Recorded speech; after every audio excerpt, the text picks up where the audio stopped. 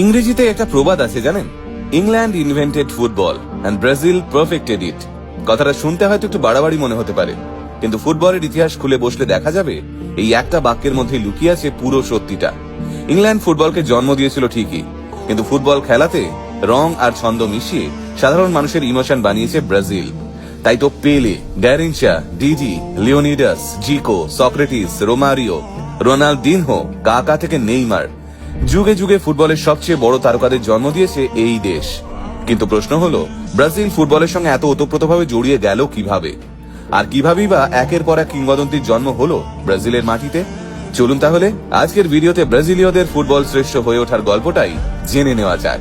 সালটা 1894। ইংরেজ বংশোদ্ভূত ব্রাজিলিয়ান চার্লস মিলার ইংল্যান্ড থেকে দুটো ফুটবল নিয়ে ব্রাজিলে ফিরেছিলেন। তখন কেউই জানতো না সেই বলই একদিন একটা দেশের একমাত্র পরিচয় হয়ে উঠবে। তারপর আভিজাত্যের বেড়া ভেঙে এই বল একদিন পৌঁছে যায় সাধারণ মানুষের কাছে। আর গ্রামের মাঠ ঘাট, বস্তির অলিগলি থেকে সমুদ্র সৈকত, সবখানেই শুরু হয় ফুটবল উৎসব।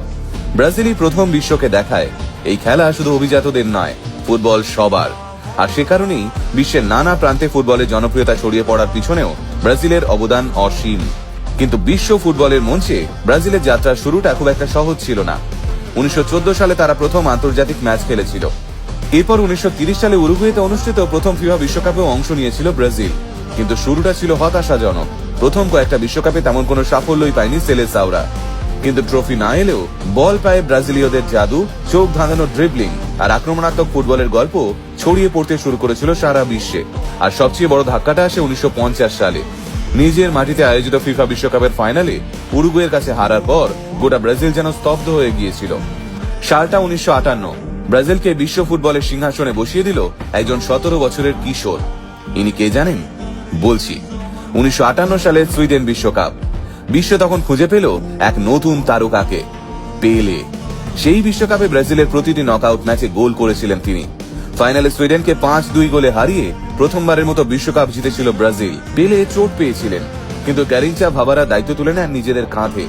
ফাইনালে চেকোস্লোভাকিয়াকে হারিয়ে টানা দ্বিতীয়বারের মতো বিশ্ব চ্যাম্পিয়ন হয় ব্রাজিল।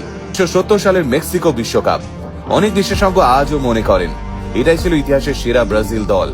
পেলে, জার্জিনো, তোস্তাও, কার্লোস আলবার্তোদের নিয়ে গড়া সেই দল ফুটবলকে যেন এক নিখুঁত শিল্পে পরিণত করেছিল। ফাইনালে ইতালিকে 4-1 গোলে কার্যত উড়িয়ে দিয়েই তৃতীয়বার বিশ্বজয়ী হয় ব্রাজিল। আর পেলে হয়ে যান ইতিহাসের একমাত্র ফুটবলার যিনি 3টে বিশ্বকাপ জিতেছেন। পেলে যে সাম্রাজ্যের ভিত তৈরি করেছিলেন সেটাকে একে একে আরো সমৃদ্ধ করেছেন রোমারিও, বেবেতো, রোনালদো, রিভালদো আর রোনালদিনহোরা। 1994 সালে চতুর্থবার আর 2002 সালে পঞ্চমবার বিশ্বকাপ জিতে ব্রাজিল নিজেদের এমন এক উচ্চতায় নিয়ে যায় যেখানে আজও কেউ পৌঁছতে পারেনি। 5টা বিশ্বকাপ, 7টা ফাইনাল এবং 1930 থেকে প্রতিটা বিশ্বকাপে অংশগ্রহণ। ব্রাজিল শুধু একটা দল নয়, বিশ্বকাপ ইতিহাসের সবচেয়ে বড় অধ্যায়ের নাম।